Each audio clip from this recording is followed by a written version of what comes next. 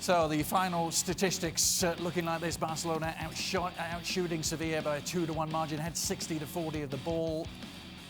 Expected goals, I know you love that statistic, gentlemen. Actually had Sevilla with more expected goals than Barcelona. Just meant there are a few chances that came their way. Barcelona 10 points in front for now against over Atletico Madrid. Of course, plays Sunday against Villarreal. Real Madrid also in action against Levante on the road. So how do we begin to sum this one up? Because Barcelona hadn't been great in recent weeks, Ali, leading up to this, had they? In fact, they'd only scored twice in their last 4 games in all competitions. And they were not great today either. Really? Defensively, let's start there, because we'll get to Messi. And that sort of takes care of itself. But defensively, Umtiti comes back onto the field, and it's his first competitive game since November, and it showed. He was struggling to keep up with the pace of the game. It's a player that is not quite there yet, and you expect it to happen, given that, again, it's his first game since November. But what is the excuse for some of the other guys? Gerard Piqué at times making mistakes, out of the midfield mistakes as well. Too much of a team that gets stretched and gets caught up in transition, and then you see Jesus now getting behind and scoring a goal.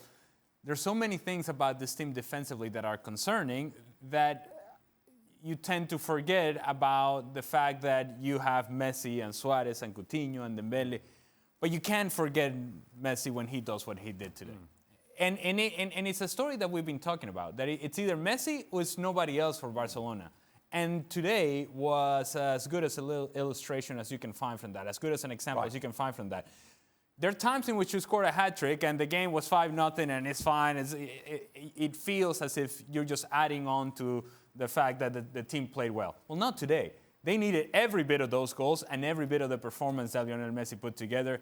He continues to be outstanding. Yes, he does. The wee man, as you like to call him, Stevie. I mean, to be honest, the surprising thing here is not that they lost 2 goals and went behind. You know, this is a team over the last couple of seasons that have had to defend more. You know, when they had, we always tend to still hold Barcelona to the Pep days, when they had 70% pretty much every single game. It's not like that anymore. They don't have, you know, everybody talks about Iniesta and Xavi, how great they were as football players. But I'll tell you what, the work they put in, the position they held when Barcelona didn't have the ball meant that they got the ball back quickly. They don't do that, this Barcelona, which means they have to defend more. Yeah. Now, Barcelona recently have had problems hitting the back of the net. So, to me, it was only a matter of time before this happened. And no surprise, it's Messi.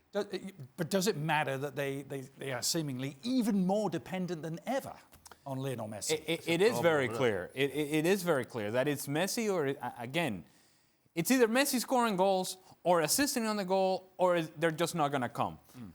Because part of the reason you bring a guy like Coutinho in is to attract attention away from Lionel Messi, so that Coutinho can break somebody down in a 1v1 situation, so that he can score a goal, so that he can give you something individually that allows then the team to free up space for Lionel Messi. Well, it hasn't happened. Coutinho, you watch him play today, and I'm guessing Valverde is standing on the sidelines and saying, okay, we're going to start him in a 4-3-3, and he's going to be one of the strikers playing out of the left-hand side. All right, let's see how that works. Well, it didn't work. And so what he did at halftime is he brought Dembele on for a little bit of pace, take Arturo Vidal out, and then you bring in Coutinho into the midfield. Maybe he's going to get more touches there. Yes, he got more touches there, but it also became more turnovers for Barcelona. So you're depending on him to do something that right now he's just not good enough to do. And then you depend on Dembele. Dembele is inconsistent. He'll give you flashes of something, and then he'll disappear for long stretches of time.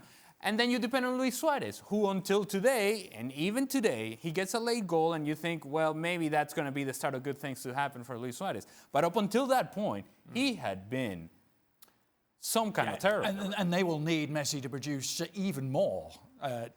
Importantly, in the stretch ahead. They've got 2 Clásicos, Real Madrid and the Copa del Rey. Real Madrid again, both of them away in La Liga next weekend.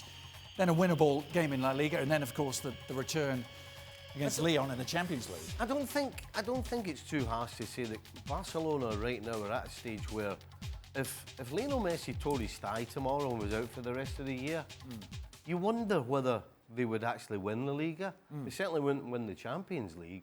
I mean, that's how important he has become now, you know. And again, I mentioned earlier about other Barcelona sides.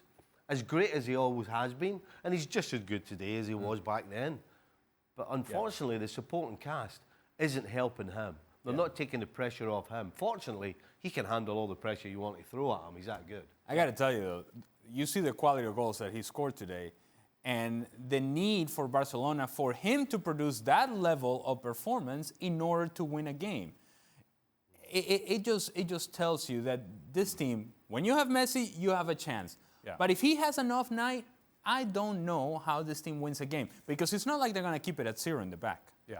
And so then you have to consider, if they're not controlling the game in the back, if they're having difficulties and inconsistency out of the midfield, and if Messi's not having a great night, then this version of Barcelona is certainly a vulnerable one. Having said that, they're 10 points ahead in La Liga, so what do we know?